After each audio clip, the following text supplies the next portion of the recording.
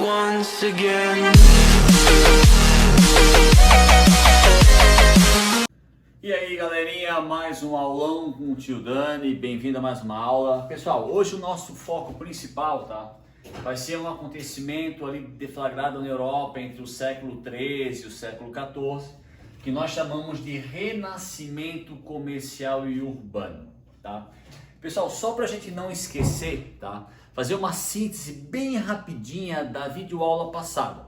A gente analisou dentro de feudalismo parte 2, tá? A relação de suzerania e vassalagem, quando o suzerano, um senhor feudal, quase sempre com o título de rei, ele doava a terra a nobres sem terra para fazer aliança com esses nobres, né? Suzerano doa a terra, o nobre que recebe se chama vassalo, que era uma forma do suzerano conseguir aliados durante ali o período da Europa feudal. Logo em seguida a gente chegou ao nosso assunto principal, que era as cruzadas. Falamos sobre os fatores que causaram as cruzadas, falamos sobre a situação da Europa num período um pouco anterior à deflagração das cruzadas.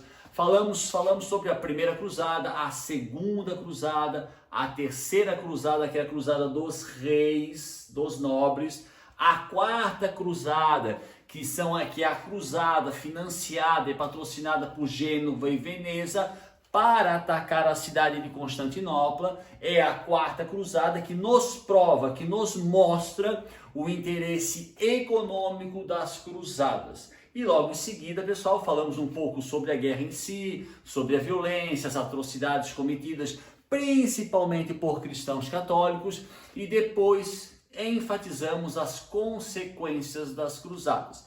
Lembrando, no quesito Jerusalém, os muçulmanos se saíram vencedores, porque eles continuaram tendo o domínio de Jerusalém. Mas as cruzadas para o continente europeu, ali a partir do século XIII e do século XIV, vai trazer um grande número de transformações, de mudanças. Primeiramente, os europeus, principalmente de Gênova e Veneza, passam a ter o controle, um acesso muito maior do mar Mediterrâneo, mar ou rotas comerciais que até então eram controladas pelos árabes muçulmanos. Então, uma das vitórias dos europeus nas cruzadas é a retomada, é a reconquista de várias rotas comerciais dentro do mar Mediterrâneo.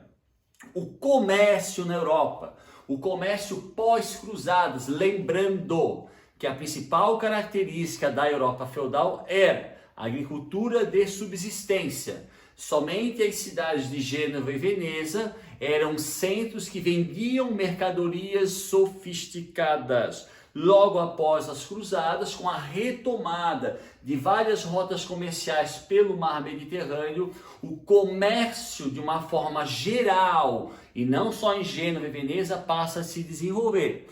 Esse desenvolvimento comercial, ocorrido no final das cruzadas entre o século XIII e XIV, dá origem, pessoal, ao nosso assunto de hoje, que é o renascimento comercial e urbano. Essa imagem está um pouquinho fosca, galera, mas ela é uma imagem bem tradicional que vai mostrar uma feira, né? Uma feira, pessoal, uma feira da Idade Média, uma feira da Europa feudal, seria para nós um shopping, só que a céu aberto. Existem algumas feiras hoje, mas seria um shopping, mas a céu aberto, tá? Então isso aqui é uma imagem, é uma gravura, é uma pintura de uma feira da Europa feudal, já no período do Renascimento Comercial e Urbano, que é deflagrado entre o século XIII e o século XIV. Beleza, galerinha? Vamos lá então. Pessoal, essa imagem também foi usada na nossa última videoaula sobre as cruzadas, bem no finalzinho, né? Eu estou repostando essa imagem porque ela é muito interessante, tá? Essa imagem, no caso, ela retrata um mapa comercial da Europa do século XV, mas como a gente falou agora, o Renascimento Comercial e Urbano ele começa entre o século XIII, XIV, XV ele está no seu auge.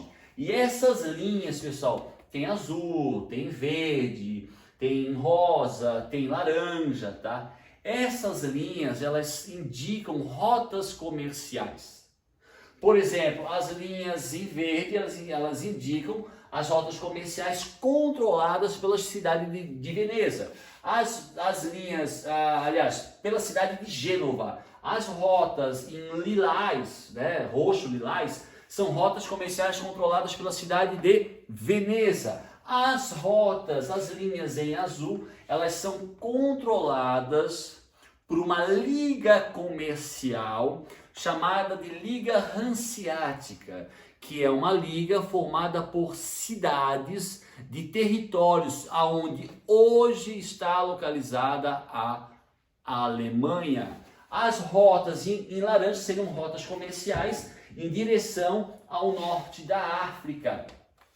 Essas linhas, pessoal, mais assim, rosa, seriam linhas relativas às feiras, tá? Uma das principais características, pessoal, do renascimento comercial e urbano foi a proliferação de feiras em todo o continente europeu. Feiras permanentes ou feiras itinerantes. Ah, professor, o que é uma feira itinerante? É uma feira que ela não tem um lugar fixo.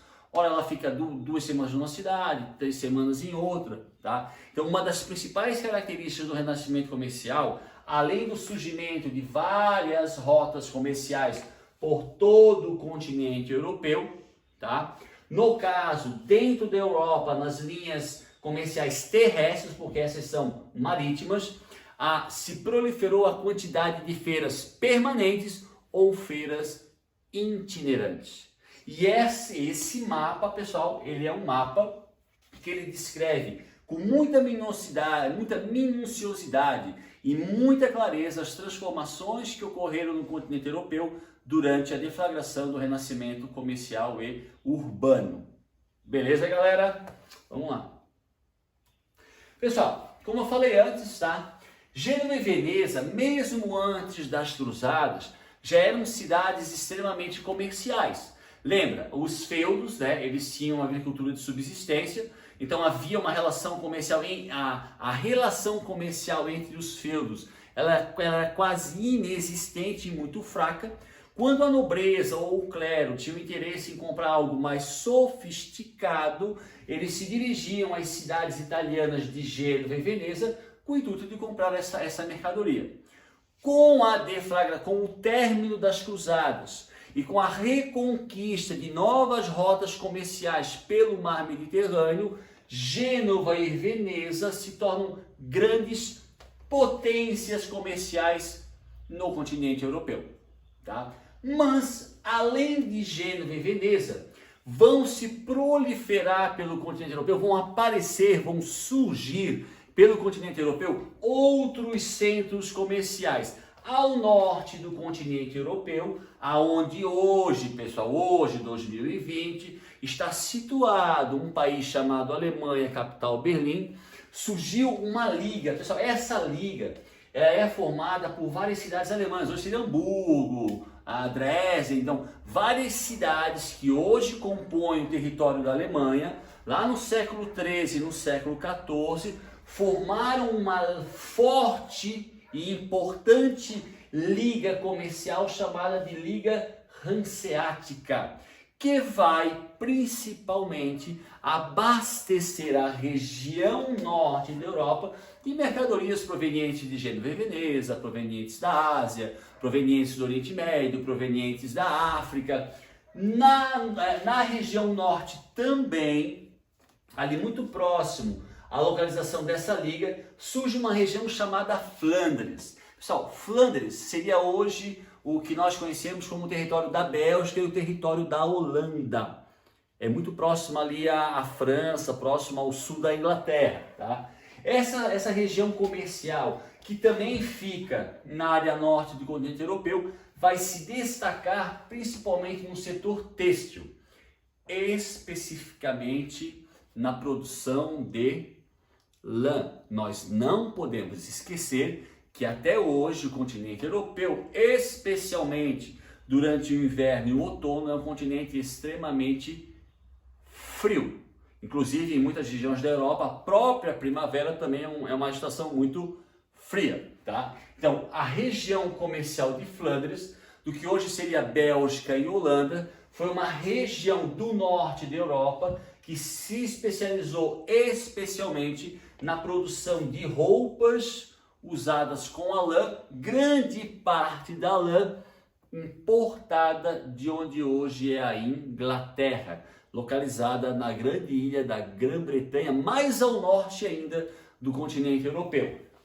Já mais ao sul, pessoal, num território onde hoje se localiza a França, surgiu na região de Champagne, a área de Champagne, se torna também um grande centro comercial, especialmente por quê? Porque na região de Champagne, que até hoje, pessoal, essa região na França se chama Champagne, aonde teria se originado a famosa bebida champanhe. Ah, professor, por que o nome champanhe?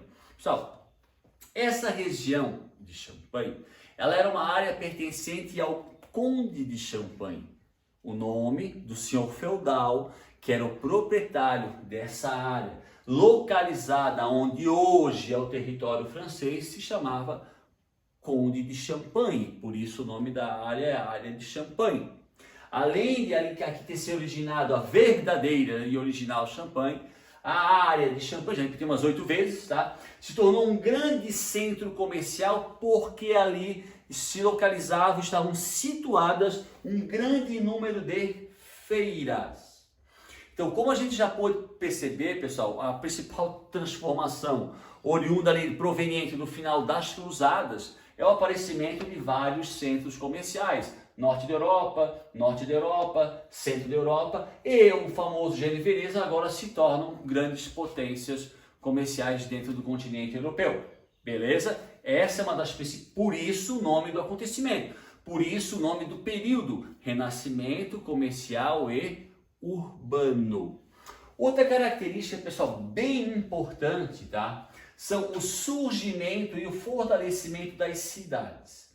Pessoal, ali antes das cruzadas, durante a existência dos feudos, dos senhores feudais, os servos, a agricultura de subsistência, tá? Obviamente existiam cidades no continente europeu.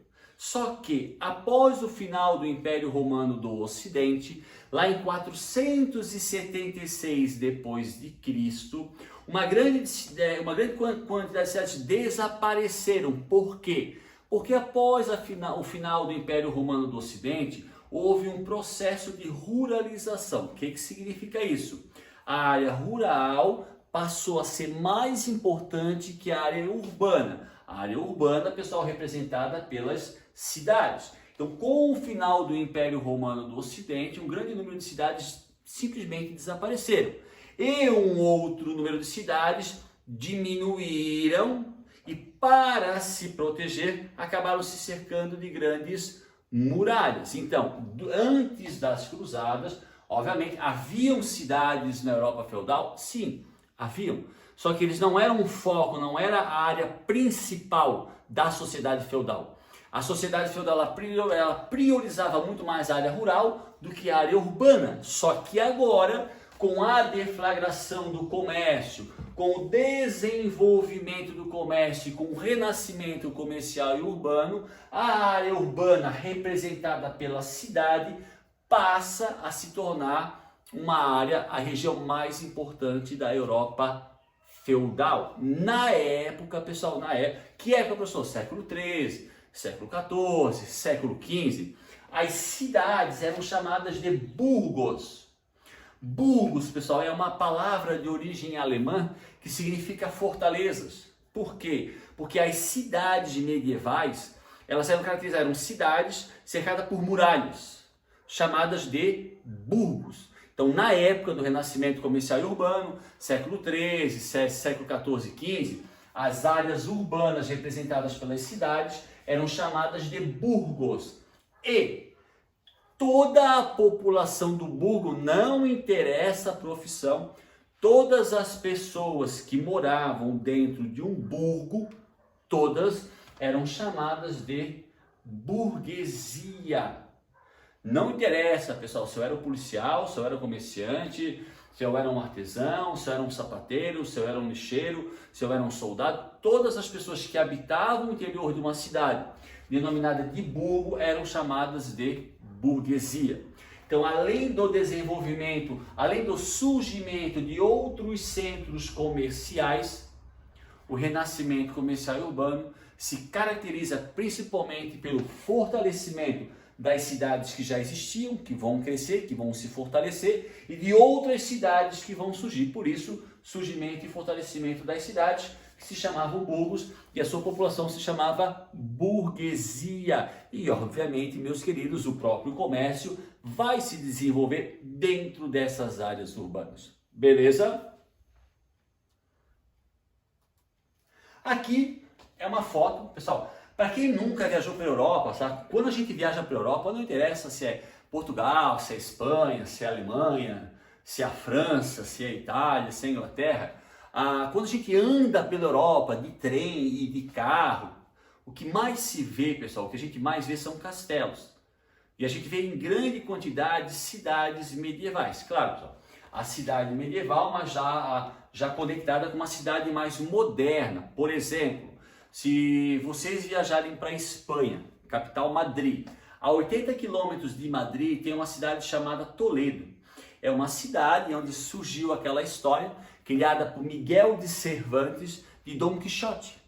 Aí vocês estão chegando e vocês já observam que tem um castelo lá em cima e a cidade medieval na parte mais alta. Na parte mais baixa já começa a cidade de Toledo moderna. E as cidades medievais, como eu falei anteriormente, elas são, na sua maciça maioria, cercadas por muralhas. Aqui dentro a cidade, às vezes uma catedral, às vezes tem um castelo, e elas quase sempre são cercadas por uma muralha chamada de burgo, por isso que a sua população é chamada de burguesia. Quem viaja para a Europa, pessoal, não interessa qual é o país, e não visita pelo menos uma cidade medieval, né, Aline? I'm sorry. Vamos lá. Opa.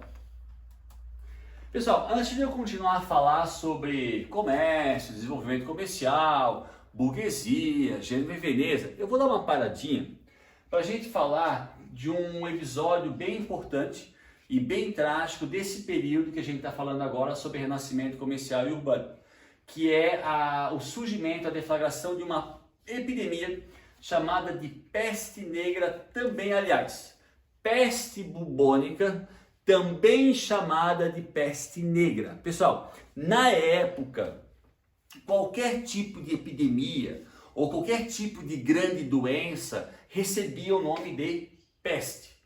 Era uma denominação extremamente comum para doenças e epidemias. Por volta ali da metade do século XIV. Século XIV, pessoal, século XIV começa em 1301 e vai até 1400. Então, ali pela metade do século XIV, surge no continente europeu a peste bubônica, também chamada peste negra.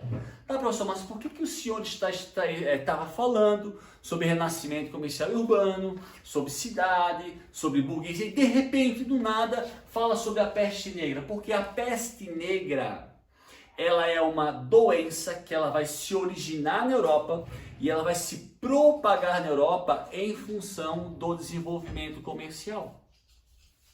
Aqui, se a gente observar a imagem com mais detalhes, são várias pessoas morrendo pela rua, sendo carregadas. Isso é uma imagem, pessoal, isso realmente aconteceu. A peste negra, ela mata quase 50% da população europeia em questão de 3 ou apenas 4 anos. E ela é decorrente, sim, do desenvolvimento do comércio, tá? Então, Europa medieval, burgos. O que é um burgo, pessoal? Burgo é uma cidade. Como eu mostrei antes a imagem, as cidades, né, elas eram cercadas por muralha. Se a gente pensar bem, eu vou perguntar para vocês, por que nas casas existem janelas? Não é só para iluminar, pessoal, mas para ventilar o ambiente. As cidades, os burgos medievais, eles não eram ambientes ventilados, porque eles eram cercados por muralha.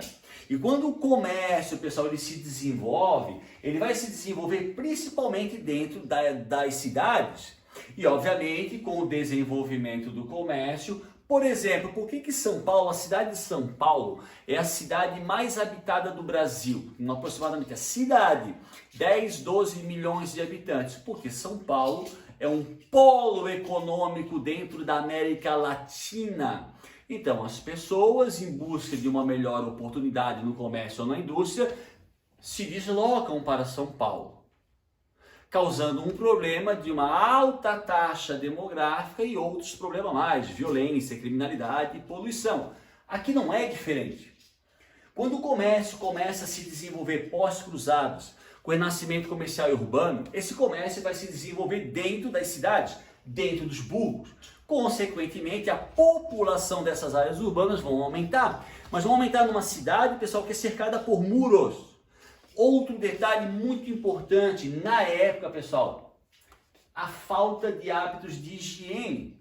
A gente não pode esquecer que nesse período, século XIV, a medicina era extremamente arcaica. As pessoas não sabiam nem da existência das bactérias. Por exemplo, quando nós lavamos as mãos, tomamos banho, é para nos limpar, é para tirar as bactérias. As pessoas não sabiam da existência de bactérias. Banho, pessoal, banho era algo raro, água potável, não havia ausência de saneamento básico. Não existia nas casas água encanada, água potável, não tem isso. As pessoas não tinham o hábito de tomar o banho, não é só porque, né, era frio, não é só por causa disso. As pessoas não tinham o hábito de lavar a mão, de trocar a roupa, inclusive as roupas de baixo. Como não havia saneamento básico, não tem esgoto.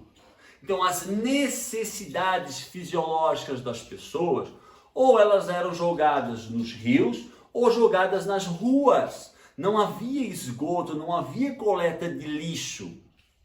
Então, os hábitos que hoje, de higiene, que para nós são fundamentais, na época não existia. Como eu falei antes, a medicina é extremamente arcaica, não se sabia nem da existência das bactérias, e com o desenvolvimento do comércio, as populações da área urbana, denominadas de burguesia, aumentam de forma estrondosa em cidades onde não havia circulação por causa das muralhas.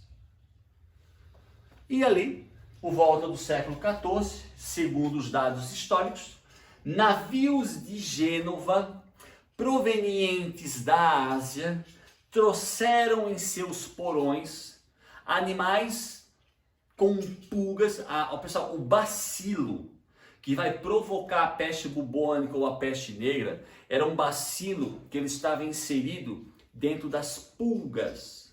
Porque é muito comum as pessoas associarem a peste negra a rato. O rato não era o transmissor da peste negra, era a pulga que estava no rato. Mas por que se associa a peste negra ao rato? Por quê? Como não havia hábitos de higiene, ausência de saneamento básico, a medicina era arcaica, havia uma grande população em cidades fechadas, onde as pessoas jogavam as suas necessidades fisiológicas na rua, onde não havia coleta de lixos. Qual é o animal que mais se proliferava nos centros urbanos? O rato. Por isso que é comum as pessoas associarem a peste negra ao rato, mas na realidade o que vai causar a epidemia denominada peste negra, também chamada peste bubônica, são as pulgas presentes em qualquer animal ou em qualquer animais. Só que os animais que mais existiam, que tinham em maior quantidade dentro dos burgos, eram os ratos. E as pessoas, como desconheciam o meio de transmissão, quem era o transmissor, não sabiam de onde vinham, não sabiam como se proteger. Essa epidemia, ela vai causar uma grande mortandade que vai dizimar, aproximar, até de repente um pouco mais de 50% da população europeia. Mas ela, pessoal, está atrelada, sim, ao desenvolvimento do comércio. Tanto que a pandemia, a epidemia, aliás, ela começa no período denominado de renascimento comercial e urbano. Ah, professor, como é que ela acabou? Pessoal, não é que ela acabou. Não existia vacina, as pessoas nem sabiam de onde era a doença, até na época, pessoal, devido à forte religiosidade e à ignorância com relação ao agente transmissor, era atribuída a doença a um castigo divino. As pessoas alegavam, a igreja alegava que isso estava acontecendo com a população europeia porque o Deus estava insatisfeito, que era um castigo divino. Inclusive, alguns setores da sociedade europeia acusavam os judeus de terem provocado ou causado a ira de Deus sobre a Europa. Por que, professor? Porque como os europeus não eram cristãos, não acreditavam em Cristo, não eram católicos, Deus estaria castigando os europeus por deixarem os judeus viverem no continente europeu. Mas por que essas explicações espatafúrdias?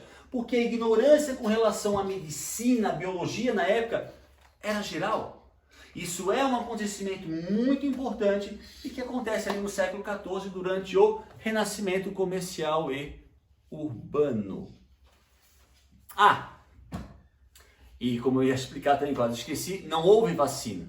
Aqui funcionou o que Charles Darwin fala sobre seleção natural. Uma parte significativa da população morreu e uma outra parte da população criou uma imunidade e a doença ou bacilo, entre aspas, desapareceu. Essa é a trajetória de um vírus quando não se acha, quando não se cria uma vacina. Beleza, galerinha? Bom, voltando agora ao assunto relativo ao comércio, então, estávamos falando sobre o fortalecimento e surgimento das cidades, sobre o fato nos burgos, que eram as cidades, a população ser chamada de burguesia. E tudo isso acontece dentro de um contexto denominado Renascimento comercial e urbano. Século XIII, XIV, XV, tá? Característica. Caráter urbano, forte migração para as cidades, foi o que eu falei agora. Uma grande quantidade de pessoas e principalmente servos, com o final das cruzadas e a deflagração do renascimento comercial e urbano, não vão mais se sujeitar a trabalhar para os senhores feudais por alimento, moradia e proteção. Então, uma das principais consequências do período pós-cruzadas é uma forte migração, principalmente de servo, para as áreas urbanas, chamadas cidades, chamadas de burgos. Produção agrícola de excedente. Agora, pessoal, que a população das cidades vai aumentar de forma significativa, as áreas que se dedicam à agricultura vão aumentar a sua produção, mas não mais, pessoal, só para a subsistência, para suprir a necessidade de alimento dos centros urbanos. Porque até então, antes das cruzadas, o que era a produção agrícola? A agricultura de subsistência. Era produzido o alimento para a sobrevivência do próprio feudo. Agora não mais. Como a população, a cidade cresce e a população desses centros urbanos vai crescer também, regiões que se dedicavam à produção agrícola vão passar a produzir para si, e aí vem a palavra excedente, para também suprir as necessidades dos centros urbanos. Movimento comunal. Pessoal, aqui, ó, quem morava dentro de um burgo era chamado de burguesia. Só que o comércio ele vai se desenvolver dentro do burgo. Com o passar do tempo, a denominação burguesia, que até então se referia a todos os habitantes que moravam na cidade, essa denominação burguesia vai começar a ser usada para identificar a classe social que trabalhava com o comércio, que vai passar a ser chamada de burguesia. Voltando, meus queridos, a população de um burgo, que era uma cidade, toda ela era chamada de burguesia. Mas com o passar do tempo, o comércio vai se desenvolver dentro dessas áreas urbanas. E esse termo burguesia vai passar a ser um termo usado para identificar a classe das pessoas que trabalham com o comércio. E aí as pessoas que trabalham com o comércio vão passar a se chamar burguesia, como ainda é usado até os dias de hoje, tá? Aí, como as cidades, pessoal, elas vão se desenvolver, a gente nunca pode esquecer que a cidade, o burgo, ele está localizado dentro de um feudo. E quem é o dono do feudo é o senhor feudal. Só que com o passar do tempo, essas cidades vão começar a ganhar entre aspas, uma autonomia e vão se tornar centros desenvolvidos, com uma burguesia forte, com um comércio forte. E essas cidades vão começar a não mais compactuar com as normas, com as leis criadas pelos senhores feudais. Isso vai dar origem lá no século XIII, no século XIV, ao que nós chamamos de movimento comunal. O que é o movimento comunal? A emancipação das cidades. Emancipação deriva da palavra independência. Então, como as cidades agora, os burgos, vão começar a se desenvolver por causa do comércio, e a burguesia, que agora é uma classe social que está em ascendência, a realidade de vida das cidades não vai mais compactuar com as normas e as leis criadas pelos senhores feudais. E algumas cidades, a burguesia de algumas cidades, no intuito de conseguir a emancipação ou a independência dessa cidade, vão criar as cartas de franquia. O que é carta de franquia, galera?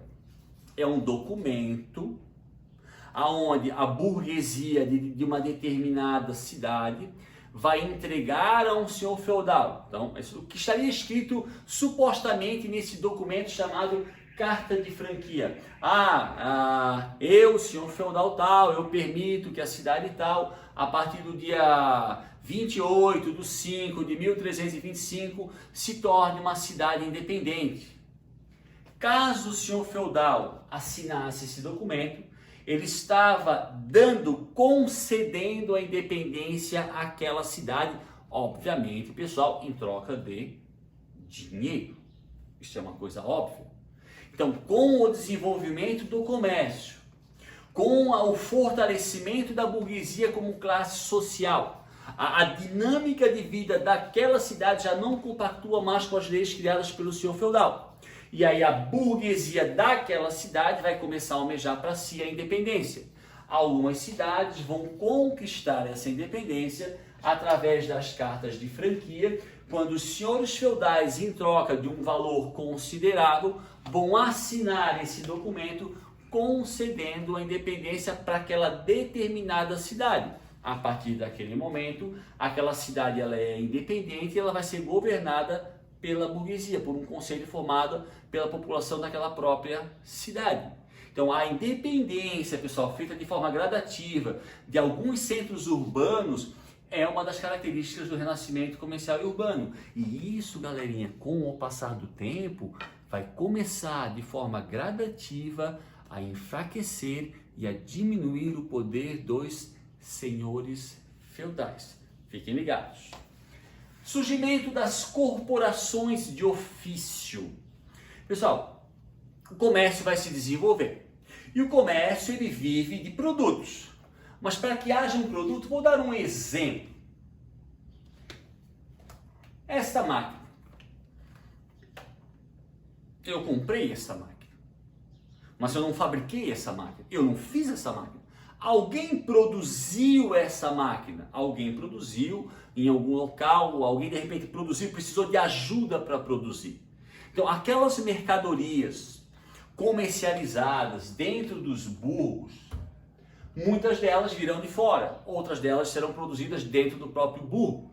Quem é que vai produzir essa mercadoria? É o artesão.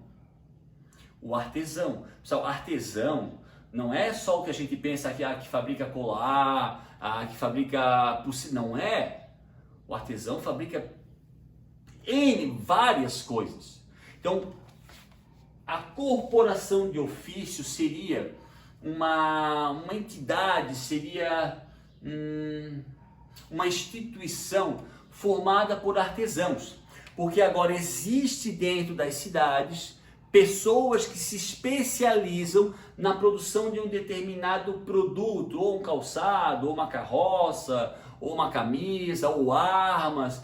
Esses artesãos vão ter aprendizes, vão ensinar outras pessoas essa profissão dentro de um determinado burgo. Esses artesãos, dentro de uma determinada cidade, vão formar corporações de ofício. Vou dar um exemplo. Os artesãos que produzem calçados. Então, na cidade X, os artesãos que produzem calçado vão formar uma corporação de ofício dos artesãos que produzem calçados. Objetivo: eles vão evitar a concorrência, principalmente a externa. Eles vão combinar entre eles o preço dos produtos para que não haja uma concorrência entre eles. Eles vão se autofiscalizar para que a qualidade do produto sempre se mantenha uma boa qualidade. Eles vão decidir que o salário pago aos aprendizes e os funcionários serão pagos iguais por todos os artesãos.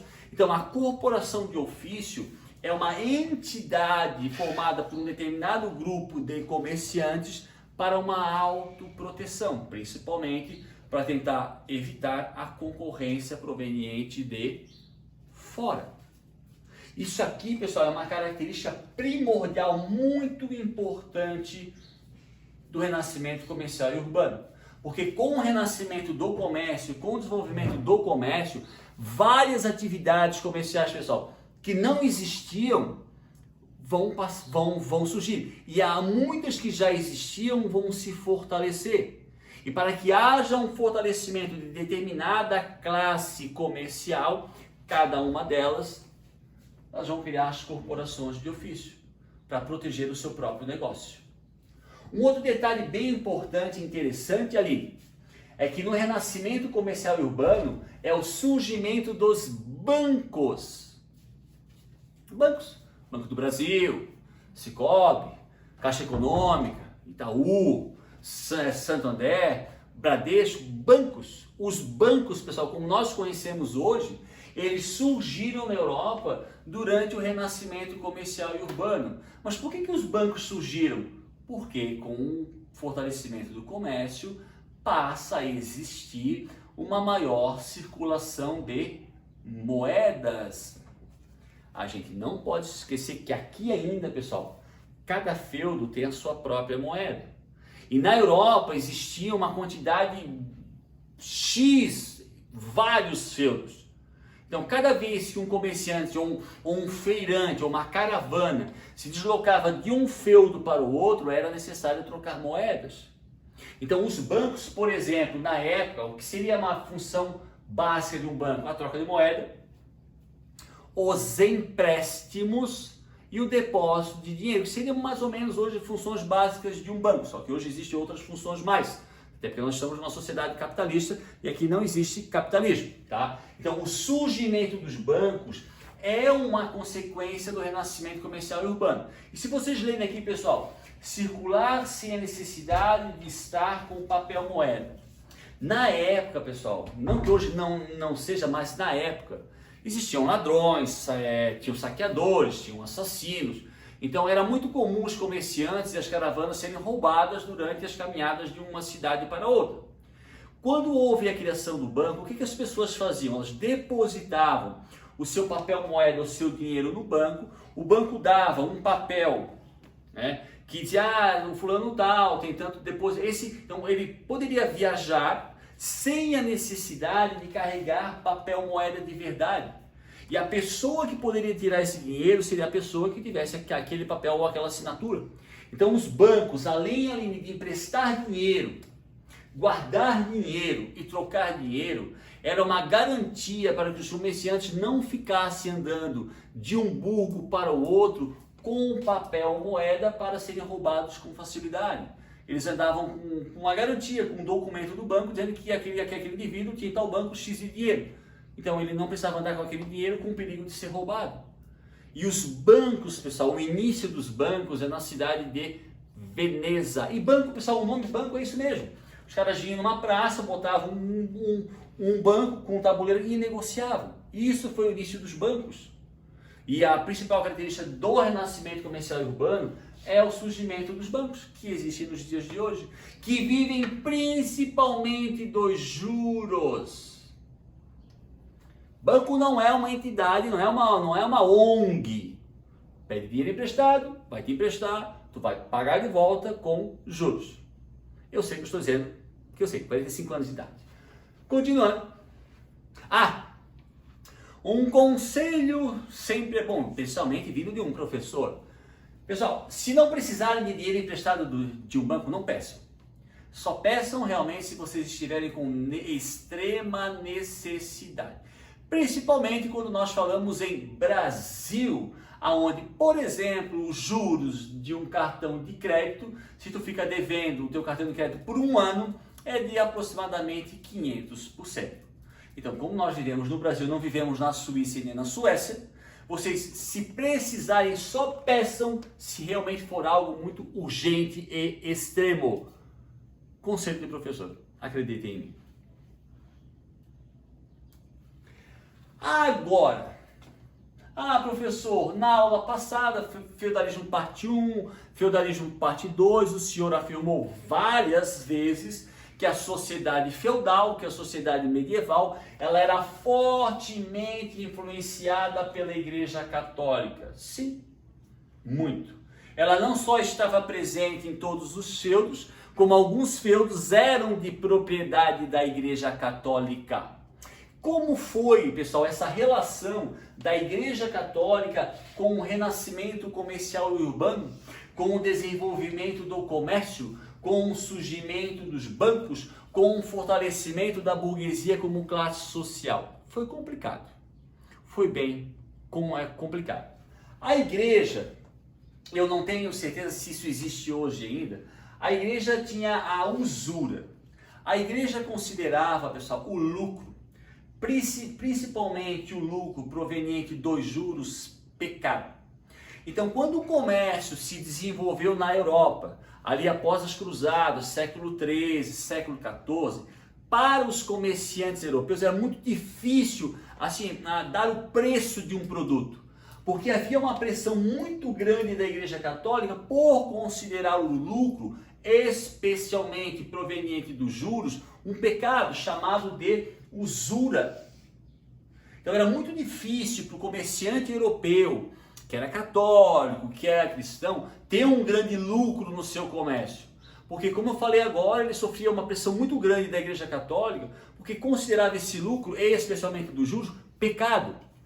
Por isso, meus queridos, que lá no renascimento comercial e urbano, uma boa parte dos bancos vão ser propriedade de judeus.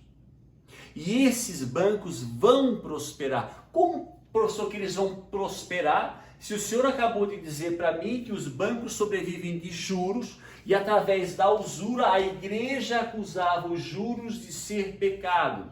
O judeu não é cristão. Então o judeu não deve nada à Igreja Católica. O judeu não obedece à Igreja Católica porque ele não é cristão. Então quando acontece o surgimento dos primeiros bancos, lá no século XIII e XIV, especialmente na cidade de Veneza, uma grande parte dos donos desses bancos serão judeus e que vão praticar os juros, pessoal, de forma muito recorrente, porque eles não obedeciam à lei da Igreja Católica por não serem cristãos.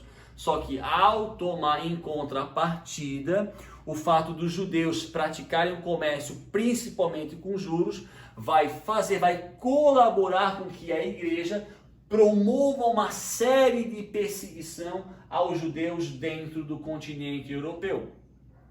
Quando a gente analisa, pessoal, ali, quando a gente estuda ali o nazifascismo, especialmente o nazismo na Alemanha, aonde a perseguição dos judeus chegou ao seu auge com a criação dos campos de extermínio como Auschwitz. Pessoal, não achem que eram só os nazistas que perseguiam os judeus. A perseguição aos judeus, ela é algo presente na Europa desde o século 8, século 9, século 10. E isso vai se agravar com o renascimento comercial e urbano, porque os judeus trabalhavam com um comércio. Os judeus foram responsáveis pela criação de muitos bancos. E os judeus trabalhavam livremente com a prática dos juros, que era uma prática condenada através da usura pela Igreja Católica. Isso vai fazer com que a sociedade da época, estimulada pela igreja da época, vá perseguir os judeus, ou criar toda uma propaganda demonizando a figura do judeu. E isso vai se propagar infelizmente, por muito tempo, chegando ao seu auge durante o regime nazista na Segunda Guerra Mundial. Beleza, galera? Então a gente já percebeu aqui que a relação comércio, igreja, burguesia e igreja não vai ser uma relação tão estável assim. Os comerciantes europeus vão ter uma dificuldade durante um bom tempo muito grande de realmente prosperar, de se fortalecer como comerciante. Beleza, galerinha? Transformações. Pessoal, crescimento dos burgos, surgimento dos burgos, apesar da Igreja Católica, desenvolvimento do comércio, a criação de feiras, rotas marítimas novas, Liga Hanseática, região de Flandres, Champagne, Gênova e Veneza se tornam grandes potências, grande parte da população serva migra para as cidades, o surgimento de novas atividades comerciais, as corporações de ofício, a burguesia ascendendo como classe social. Pessoal, tudo isso causa uma transformação de ordem social, política e econômica muito grande dentro da Europa feudal. Tanto que, há um pouquinho de tempo atrás eu falei, vai colaborar com a diminuição do poder dos senhores feudais. Tá? Os laços impessoais do dinheiro. Pessoal, na Europa feudal, até pouco tempo atrás, o que valia era o nascimento. Ah, Aline, qual o nome da sua família? Minha família é a família de Bourbon. Então eu tenho aqui, ó, meu sangue. Então o que importava na Europa até então, até as cruzadas, antes do renascimento comercial e urbano, era a linhagem, era a hereditariedade. Agora não mais.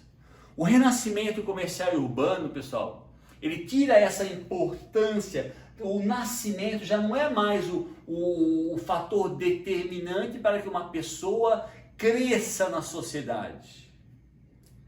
O dinheiro. Até essa frase eu copiei do livro ali, que eu achei interessante. Não importa quem você é ou de onde você vem. Aqui está seu salário para fazer esse serviço. Não me interessa quem tu é, de onde tu vem, de que família tu é, quem é o teu pai, quem é a tua mãe. Tá aqui, ó. Quer fazer um trabalho? Tá aqui o salário. O que vai valer, não estou dizendo, pessoal, se isso é positivo, se isso é negativo. Não estou dizendo que a importância para o nascimento era positiva ou negativa.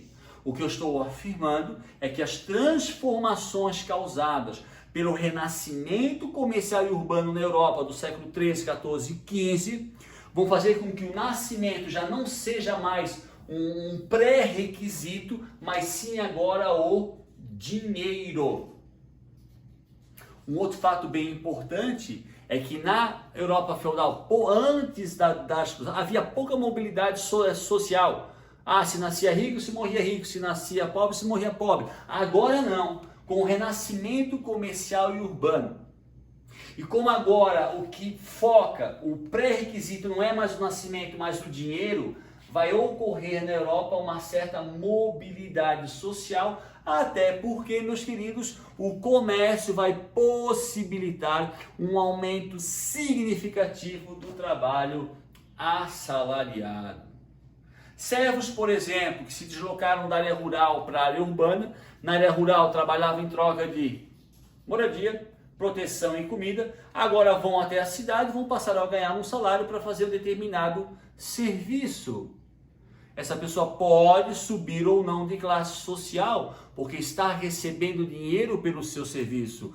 Pode, de repente, se especializar em algum serviço e passar a ser um comerciante. Então, além dessa mobilidade social proveniente do renascimento comercial e urbano, ela também é originária, ela foi possível devido ao aumento da mão de obra assalariada. E como eu falei antes, pessoal, tudo isso de forma gradativa, não é de uma hora para outra, vai causar a diminuição do poder dos senhores feudais.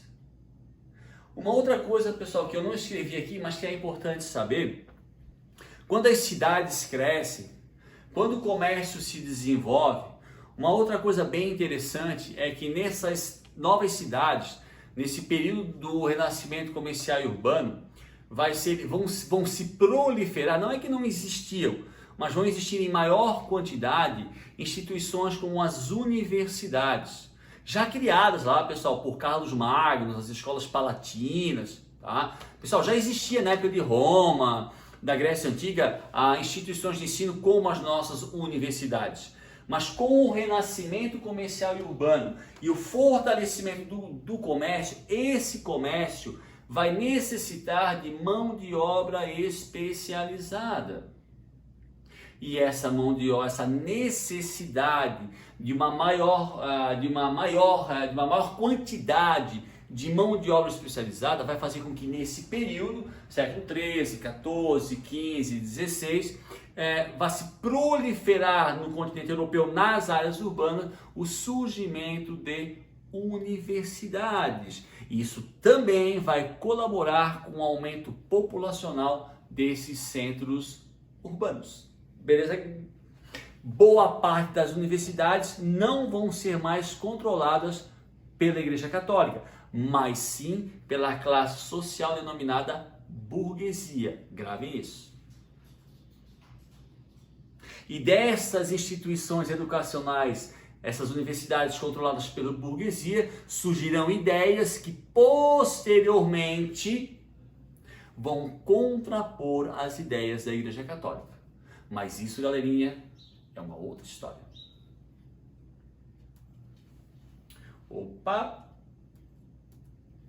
Aqui, pessoal, essa imagem, professor, o senhor usou essa imagem lá no início da videoaula Feudalismo Parte 2. Sim, eu usei essa imagem para explicar a relação de suzerania e vassalagem. Quando o suzerano, normalmente um senhor feudal com um feudo maior, por ter um título de rei, doa terras a um nobre sem terra. Esse nobre, seu vassalo, se torna um senhor feudal e esse vassalo deve ao suzerano fidelidade, especialmente em caso de guerra. Ah, sim, professor, isso a gente lembra. Mas então por que o senhor está reutilizando essa imagem? Pessoal, uma das principais consequências do renascimento comercial e urbano, além da diminuição do poder dos senhores feudais, foi o fortalecimento do poder dos suzeranos, dos reis, senhores feudais, que tinham um feudo maior e eram chamados de suzeranos porque tinham o título de rei. Não eram ainda respeitados mais como grandes reis, mas o pai foi rei, o avô foi rei, eles eram reis, por serem reis, eram senhores feudais de um feudo maior. O renascimento comercial e urbano diminui o poder dos pequenos senhores feudais, mas fortalece o poder dos grandes senhores feudais, normalmente chamados de suzeranos, por terem o título de rei. Tá, professor, por que isso? Eu vou dar uma dica. Cada feudo tinha uma moeda, cada feudo tinha uma lei, cada feudo tinha um dialeto, cada feudo tinha um senhor feudal. Pessoal, vocês acham que para a burguesia era vantajoso trocar de moeda sempre? Ir para um lugar sempre com uma lei diferente? Sempre com um senhor feudal? Não. Para a burguesia era muito mais vantajoso que tudo isso fosse centralizado. Por isso, com o desenvolvimento do comércio, com o fortalecimento da burguesia como classe social, essa mesma burguesia, no intuito de haver uma centralização da moeda, uma centralização das leis e do comando, essa mesma burguesia passa a dar apoio aos suzeranos, senhores feudais que tinham o título de rei, com o objetivo desses suzeranos centralizarem o poder em si e criarem uma moeda, uma lei e um dialeto. Isso vai dar origem, galera, às monarquias nacionais. mas já vamos chegar lá. Então, como eu falei agora, o renascimento comercial e urbano, ele vai colaborar com o fortalecimento do poder dos grandes senhores feudais, os suzeranos com título de rei, porque vai ocorrer uma parceria entre essa alta nobreza e a burguesia, porque era, como eu falei agora, era interessante para essa burguesia uma unificação monetária, uma unificação judicial, uma unificação legislativa, um só país e não vários feudos. Quando esse senhor feudal, esse suzerano, começa a ter o seu poder fortalecido em função do apoio da burguesia, ele vai criar em torno de si uma corte. Quer dizer, uma área de influência maior. Então, pessoal, com o passar do tempo, ele tem um feudo. Só que os senhores feudais, os menores, vão perdendo poder. Por ter um apoio financeiro da burguesia, o poder desse suzerano vai aumentar. Ele vai começar a ter uma área de influência maior. Influência não só política, mas territorial. E em volta dele vai se criar uma corte, nobres que vão começar a apoiá-lo. Um outro fato bem interessante que acontece ali no final das Cruzadas e que vem lá da Ásia, chega no século XIII à Europa, pessoal, a arma de fogo. O europeu passa a utilizar arma de fogo no século XIII, só que tem um porém. A produção de armas de fogo exigia muita tecnologia e exigia uma tecnologia muito cara que os pequenos senhores feudais não tinham condições de financiar. Quem dentro da Europa do século XIII, XIV, XV, quais nobres tinham condições financeiras de produzir arma de fogo? Os suzeranos, os grandes senhores feudais, que tinham um título de rei e que tinham e eram apoiados pela burguesia. Isso é sim, além da parceria com a burguesia, um dos fatores que vai colaborar com o aumento do poder dos suzeranos, tanto que é o que eu falei antes. Com o passar do tempo, principalmente, galerinha, entre o século XIV e o século XV, aquela história de feudo na Europa, ela vai começar a desaparecer de forma gradativa. Esses senhores feudais vão perder poder frente aos suzeranos. E esses feudos vão começar a se juntar e vão formar o que nós conhecemos como monarquias nacionais ou países, nações.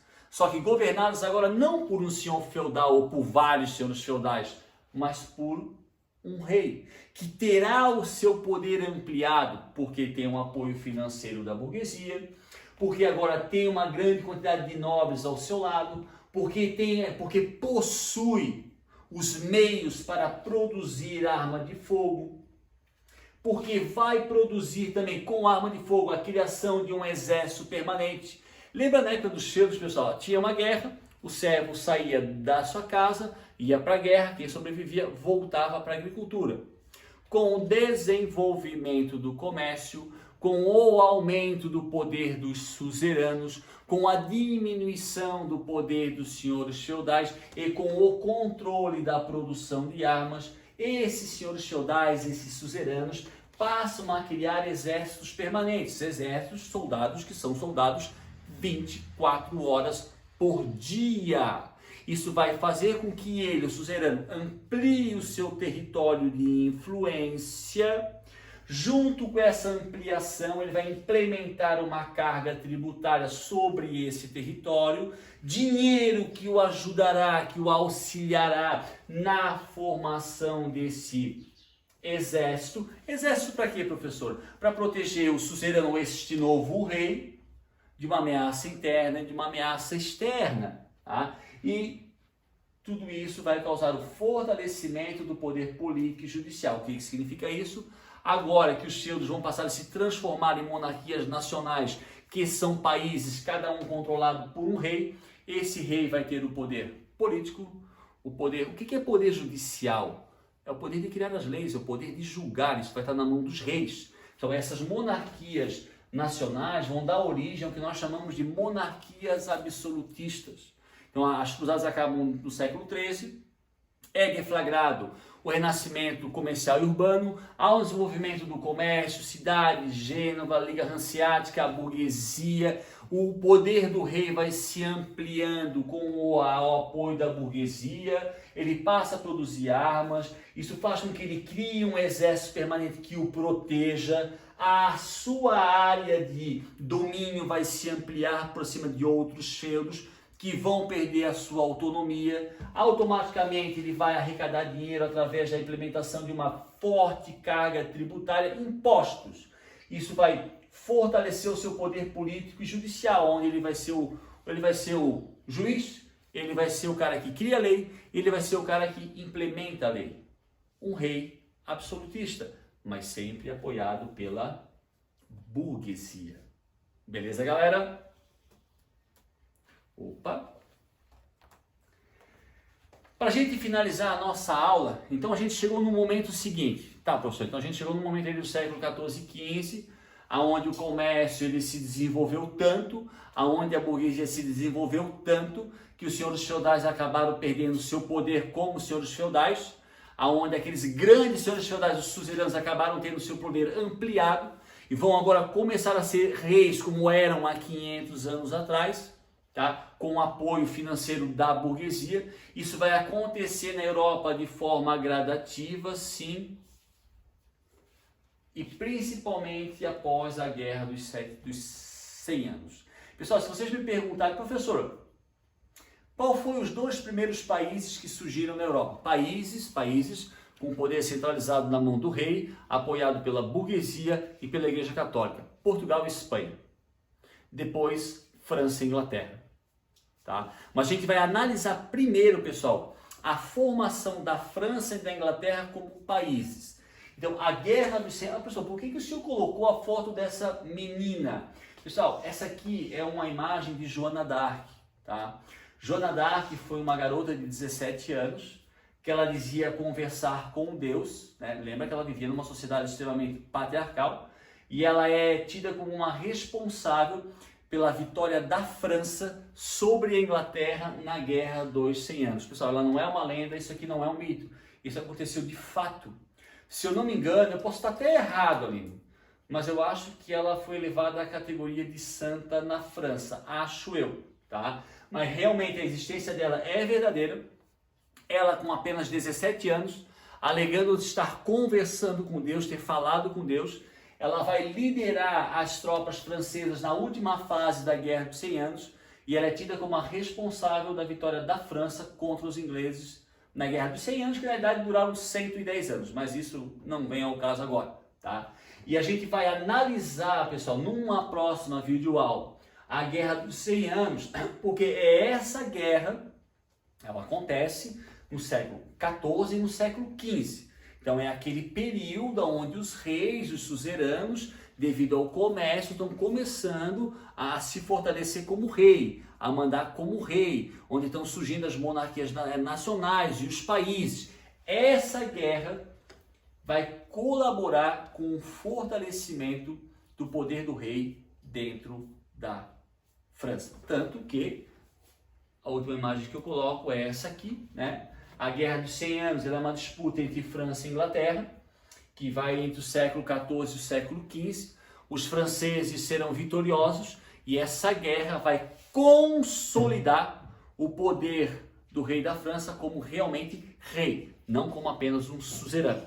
Por isso que eu uso aqui no final a bandeira da França. A consolidação, galerinha, do poder do rei na Inglaterra é outros 500, mas lembrando, mesmo antes da existência de França e Inglaterra, aos primeiros países a surgirem na Europa, com um poder centralizado na mão do rei, primeiro Portugal e depois Espanha. Não é à toa, meus queridos, que são esses 2 primeiros países do mundo a fazerem as grandes navegações. Beleza? Galerinha, espero que vocês tenham gostado, né? Então chegamos ao final do renascimento comercial e urbano, já começamos aí de forma sutil a falar sobre os reis, monarquia, surgimento dos países, ampliação do poder do rei, uma corte maior, uma área de influência maior, um exército permanente, Guerra dos 100 anos, a França aparecendo como um país com um rei centralizado. E essa serão os nossos assuntos nas próximas aulas sobre poder real na França, o poder real na Inglaterra e a formação de Portugal e Espanha como nações independentes e pioneiras nas grandes navegações, acontecimento que será responsável pelo descobrimento do Brasil. Rapaziada, espero que tenham gostado. Obrigado por tudo. Continuem a estudar. Se tiverem alguma dúvida, entrem em contato comigo e se inscrevam no canal e curtam o canal. Beleza? Um beijo, galera. Até a próxima. Tchau, tchau.